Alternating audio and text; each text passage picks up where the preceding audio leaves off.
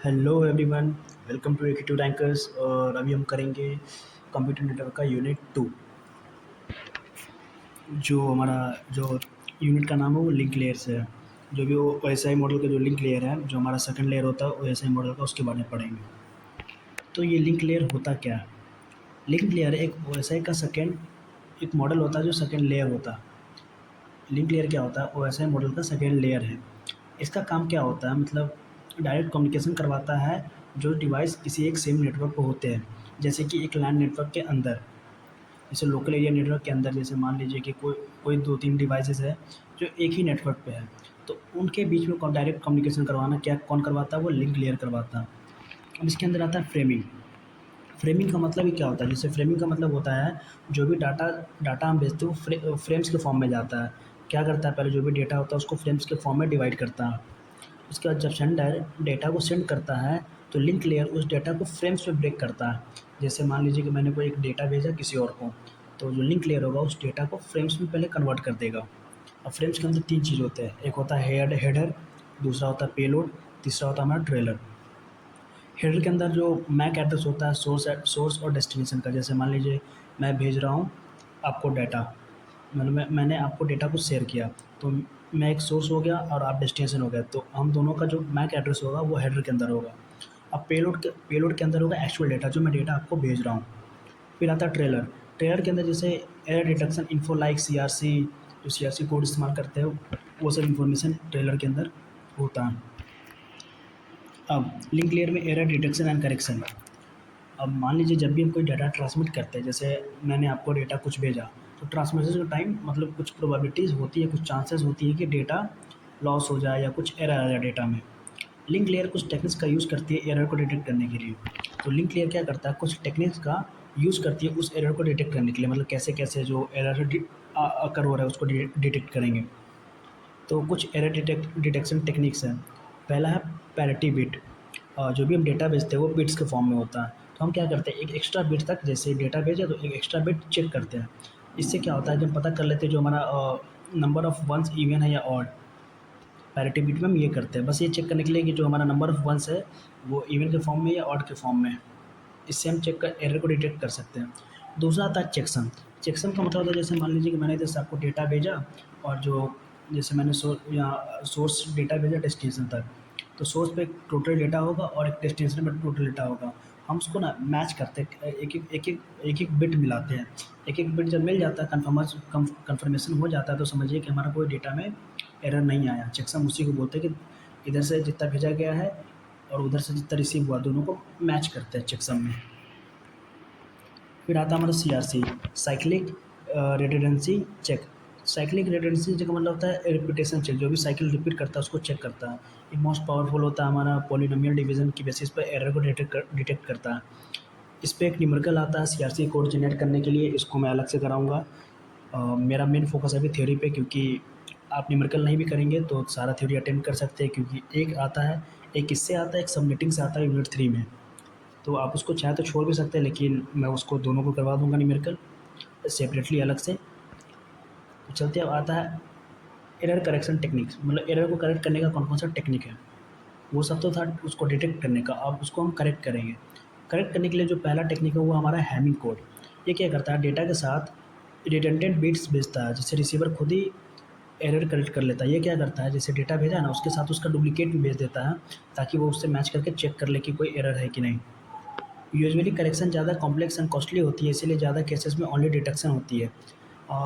ज़्यादातर क्या होता है कि करेक्शन जो होता है बहुत ज़्यादा कॉम्प्लेक्स और बहुत ज़्यादा पैसा लग जाता है, कॉस्टली होता है। तो इसलिए क्या करते हैं, ज़्यादा केसेस में हम सिर्फ डिटेक्ट ही कर पाते हैं। अब आता है फ्लो कंट्रोल में, जैसे हमारा elementary data link protocol, sliding window protocol, ये सब क्या होता है? फ्लो कंट्रोल का काम होता है सेंडर एंड रिसीवर के बीच। जो फ्लो कंट्रोल का काम होता है वो क्या करता है? जो भी सेंडर है और जो रिसीवर है उनके बीच में जो भी डेटा का ट्रांसफ़र हो रहा है उनके स्पीड को कंट्रोल करना। और हमारा एलिमेंट्री डेटा लिंक प्रोटोकॉल क्या होता है? इसके अंदर एक इसमें जो पहला आता है वो हमारा stop and wait protocol. Stop and wait protocol का मतलब होता है जैसे सेंडर एक फ्रेम भेजा, सेंडर जैसे मान लीजिए कि मैंने आपको एक एक फ्रेम डेटा का भेजा, तो जब तक आप उसको रिसीव नहीं करते और उसके बाद एक कन्फर्मेशन सिग्नल नहीं भेजते जिसको एक्नॉलेजमेंट बोलते हैं, जब तक आप वो नहीं भेजेंगे तब तक हम दूसरा डेटा नहीं भेज सकते। सिंपल लेकिन बहुत स्लो है क्योंकि इसमें एक्नॉलेजमेंट की ज़रूरत होती है हमको। दूसरा इसमें हमारा sliding window protocol. Sliding window में क्या होता है, एक ही टाइम पे मल्टीपल हम डेटा फ्रेम्स भेज देते हैं। चाहे आपकी तरफ से एक्नॉलेजमेंट आए या ना आए, उसका बिना वेट किए हुए सारा डेटा एक साथ भेज देते हैं। विंडो का साइज़ डिफ़ाइन करता है कितने फ्रेम्स एक साथ जा सकते हैं। विंडो का साइज़ ही मतलब डिफ़ाइन कर सकता है कि एक साथ हम कितने डेटा फ्रेम भेज सकते हैं। ये 2 टाइप्स के होते हैं हमारा go back N ARQ and selective repeat ARQ। इसको आगे हमने डिटेल में किया है, जैसे उसके लास्ट में पढ़ेंगे उसको अच्छे से। फिर है हमारा मीडियम एक्सेस कंट्रोल, मैक जिसको बोलते हैं, लोकल एरिया नेटवर्क लैन। लिंक लेयर का एक इम्पॉर्टेंट पार्ट होता है मीडियम एक्सेस कंट्रोल। जो हमारा मैक होता है वो लिंक लेयर का एक बहुत इंपॉर्टेंट पार्ट होता है। इसका काम क्या होता है, जब multiple device same channel share करते हैं, जैसे मान लीजिए कि कोई एक बहुत सारे डिवाइस, जैसे डिवाइस ए, डिवाइस टू, जैसे मान लीजिए कि हमारे पास ये एक चैनल है, मान लो कि चैनल है, इससे मल्टीपल डिवाइस है, device one, device two, device three, ये सारे मल्टीपल डिवाइसेस कनेक्टेड है उससे। तो ये क्या करता है, मतलब कौन पहले डेटा भेजेगा, किसको कंट्रोल करेगा इनसे। जैसे मान लीजिए कि इसको भी डेटा भेजना है, इसको भी भेजना है, इसको भी भेजना है, बहुत सारे एक ही चैनल पे। तो मैक क्या करता है, इन सबको कंट्रोल करता है कि कौन पहले डेटा भेजेगा, कौन रिसीव करेगा, इन सब चीज़ों को क्या करता है मैक हमारा कंट्रोल करता है। अब इसके अंदर आता है चैनल एलोकेशन। चैनल एलोकेशन का मतलब होता है एक शेयर मीडियम, जैसे मान लीजिए कोई एक मीडियम शेयर है, जैसे कि एक वायर या वायरलेस चैनल, वो कैसे डिवाइड किया जाए अमंग मल्टीपल्स यूजर्स। जैसे मान लीजिए कि हमारे पास एक मीडियम है, बहुत सारे डिवाइस है, तो इन सबको कैसे शेयर किया जाए। जैसे मान लीजिए आधा इसको दे दिया, आधा इसको दे दिया, इन सब चीज़ों को कैसे, मतलब एक चैनल को मल्टीपल डिवाइसेस के बीच में कैसे शेयर किया जाए, उस चीज़ को दिखाता है। इसके 2 तरीके होते हैं, एक होता है स्टैटिक एलोकेशन, फिक्स टाइम या फ्रीक्वेंसी स्लॉट दिए जाते हैं। जैसे मान लीजिए कि ये एक हमारा चैनल हो गया, ये डिवाइस वन है, ये डिवाइस टू हो गया, और ये हमारा हो गया डिवाइस थ्री। तो इन सबको क्या करता है, एक इक्वल टाइम दे देगा, जैसे 2 मिनट ये, 2 मिनट ये, 2 मिनट ये। अब 2 मिनट में ये अपना काम करे या ना करे कोई मतलब नहीं है, दूसरे को दे देगा, शेयर कर देगा। तो ये चीज़ होता है स्टैटिक एलोकेशन में। इसमें यूज़ करते हैं TDA में, जैसे कि टाइम डिवीजन मल्टीपल एक्सेस। दूसरा आता है हमारा dynamic allocation. Channel on demand दिया जाता है, जैसे डिवाइस वन को नीड है उस चीज़ की, तो उसको दे दिया जाएगा, और जिसको नीड नहीं है उसको नहीं देते हैं।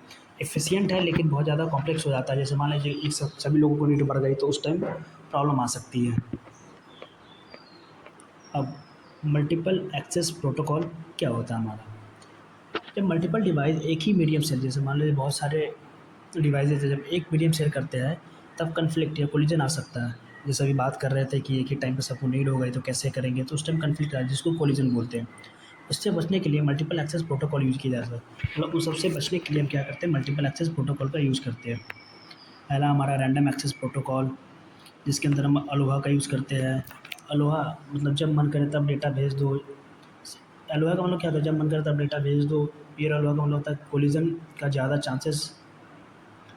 प्योर अलोहा में क्या होता है कि कोई फिक्स टाइम नहीं होता है, जब मन करे तब डेटा वो दे देता है। इससे क्या होता है, कोलिजन का ज़्यादा चांस रहता है।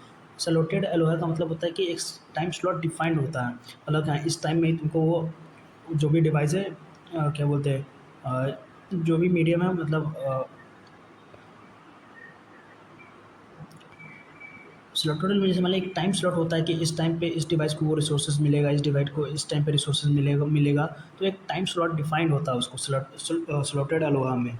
थोड़ा बेटर होता है in comparison to pure ALOHA. फिर हमारा है CSMA, carrier sense multiple access. Device पहले मीडियम को सुनता है, क्या जो भी डिवाइस है पहले मीडियम को सुनता है, मतलब उसको लिसन करता है, सेंस करता है।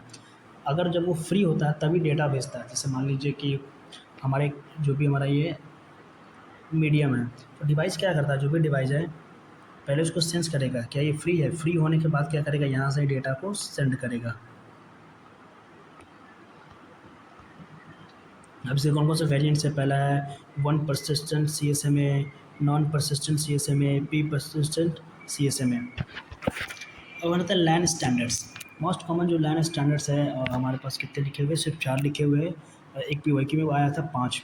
तो इन सब चीज़ों को अच्छे से डिफ़ाइन करना होगा, मैंने डिफ़ाइन नहीं किया, आप देख लीजिएगा कहीं से, अगर पॉसिबल हो पाता तो मैं इन सबको, क्योंकि मैं नोट्स बहुत पहले ही बना चुका था और टाइम है नहीं कि मैं नोट्स बनाऊँ, तो इन सब चीज़ों को डिफ़ाइन कर लीजिएगा। पहला हमारा ईथरनेट IEEE 802.3 जिसको वायर्ड लैन कहते हैं। दूसरा हमारा वाईफ़ाई IEEE 802.11 वायरलेस लैन। फिर आता है हमारा टोकन रिंग है IEEE। इन सब चीज़ों के बारे में थोड़ा-थोड़ा पढ़ लेंगे आराम से, 4-4 लाइन भी अगर इन सब का डेफिनेशन भी याद कर लेंगे तो आराम से अच्छे से आप लिख पाएँगे एग्ज़ाम में। फिर आता है लिंक लेयर के अंदर स्विचेस एंड ब्रिजेस क्या होते हैं। ब्रिजेस का मतलब क्या होता है, दो या दो से ज़्यादा जब लैन सेगमेंट को कनेक्ट करता है। ब्रिज का मतलब जैसे जानते हैं कि जैसे अब दो रोड्स होते हैं उनको बीच में कनेक्ट करता है तो एक वो ब्रिज बनता है। तो वैसे ही है, क्या करता है जब दो लैंड सेगमेंट को वो कनेक्ट करता है तो ब्रिज बनता है। डेटा को फ़िल्टर करता है बेस्ड ऑन मैक एड्रेस। ये क्या करता है, जो भी डेटाज़ होते हैं मैक एड्रेस के बेसिस पे उसको फ़िल्टर करता है। और कहाँ पे काम करता है, डेटा लिंक लेयर पे ये काम करता है। ये 2 नंबर में आए हुए थे इसलिए करा दिया। स्विचेस क्या होते हैं, स्विचेज हमारे ब्रिज का एडवांस फॉर्म होता है। एक पोर्ट पे डेटा भेजने के लिए डिसीजन लेता है, मतलब किसी एक पोर्ट पे डेटा भेजने के लिए ये डिसीजन मेकिंग का काम करता है। इंटेलिजेंट होता है और फास्ट स्विचिंग करता है। तो स्पैनिंग ट्री एल्गोरिथम क्या होता है, अगर नेटवर्क में लूप हो जाए, जैसे मान लीजिए नेटवर्क में लूप है तो स्विच लूप से नेटवर्क कोलैप्स हो सकता है। तो जो भी हमारा स्विच लूप है उससे क्या हो सकता है, जो भी नेटवर्क है हमारे वो कोलैप्स हो सकते हैं। और spanning tree algorithm STA use होता है लूप को डिटेक्ट करने में, प्रिवेंट करने के लिए। ये एल्गोरिथम एक ट्री स्ट्रक्चर बनाता है जिससे कोई लूप नहीं होता। ये क्या करता है, एल्गोरिथम एक ट्री लाइक स्ट्रक्चर बनाता है जिसमें कोई लूप नहीं होता इसमें। और आपके मन में आएगा कि ये लूप होता क्या है।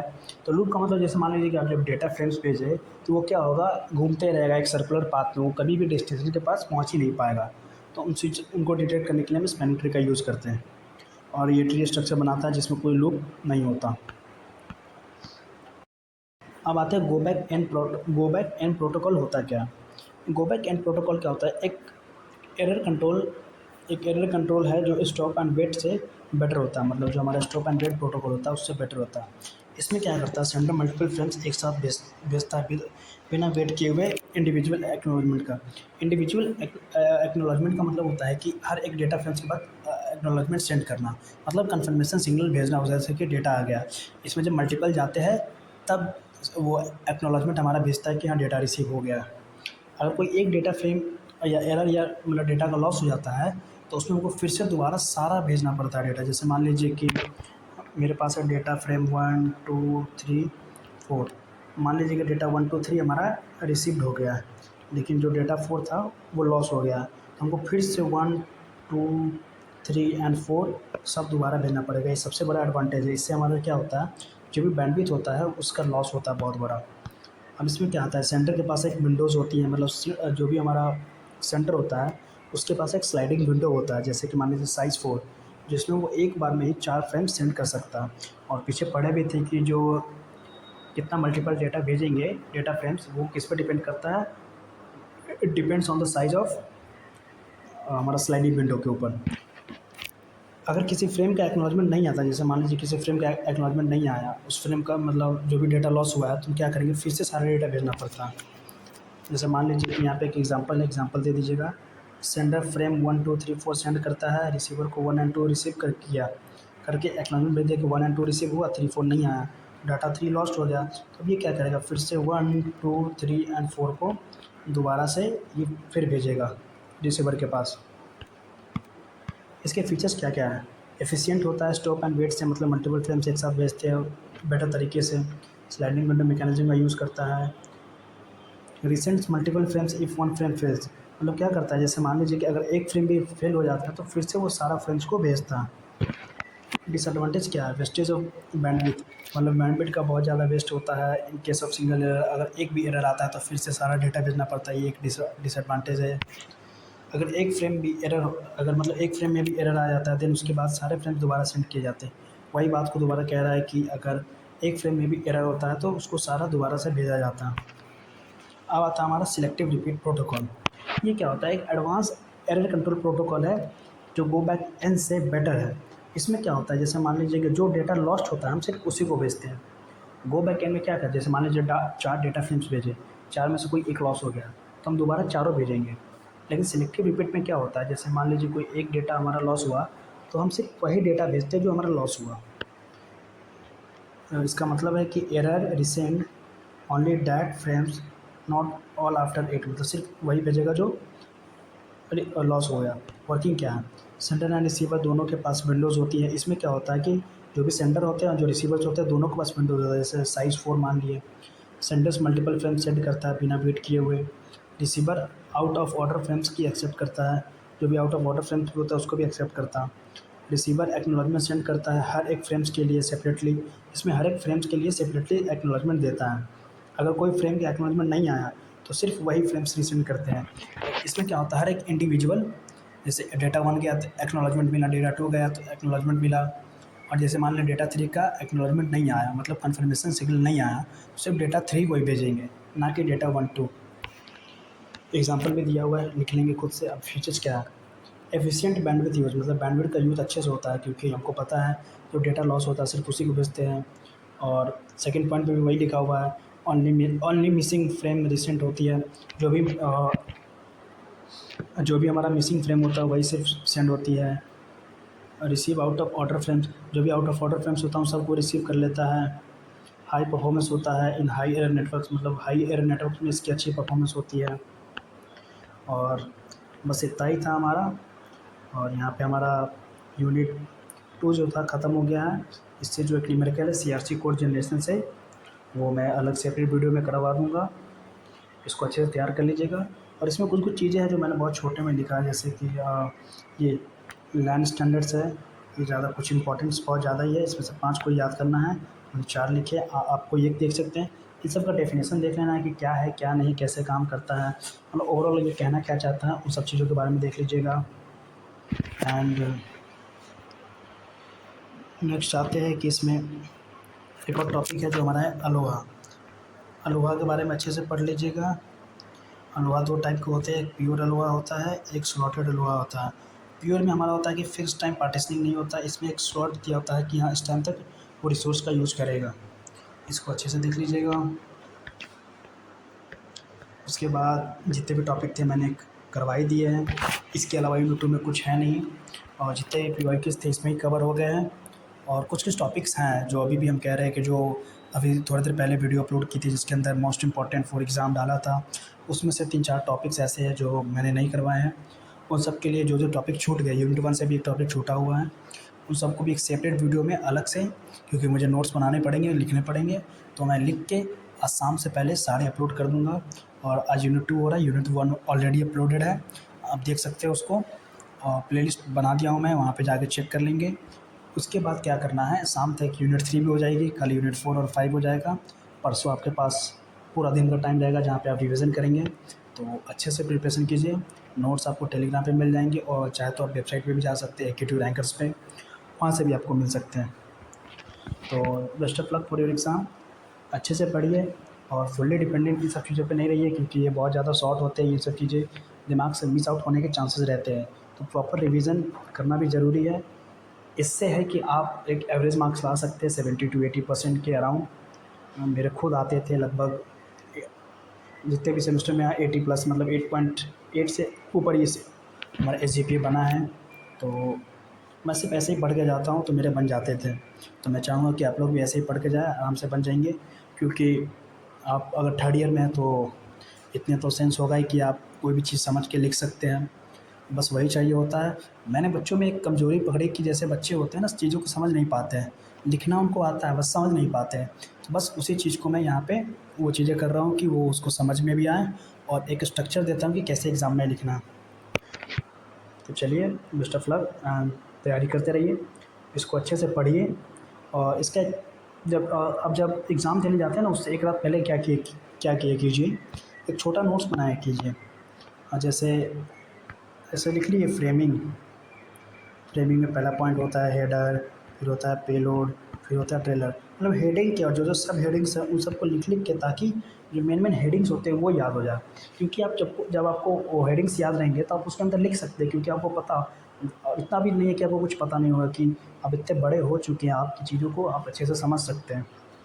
अब जैसे हेडर बोलेगा, अच्छा हेडर में क्या हो सकता है, अच्छा सोर्स और डेस्टिनेशन का मैक एड्रेस होता है, तो आप ऐसे रिलेट कर पाते हैं।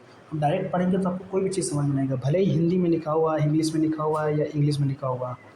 मैटर लैंग्वेज नहीं करता, मैटर करता है कि आप कैसे उस चीज़ों को पढ़ रहे हैं, किस तरीके से पढ़ रहे हैं। So it's all depends on you, मतलब आप कैसे करते हैं इन सब चीज़ों को। मैं तो चाहता हूँ कि आप बेटर करें और अच्छे से करें, अच्छे से तैयारी करें। All the very best.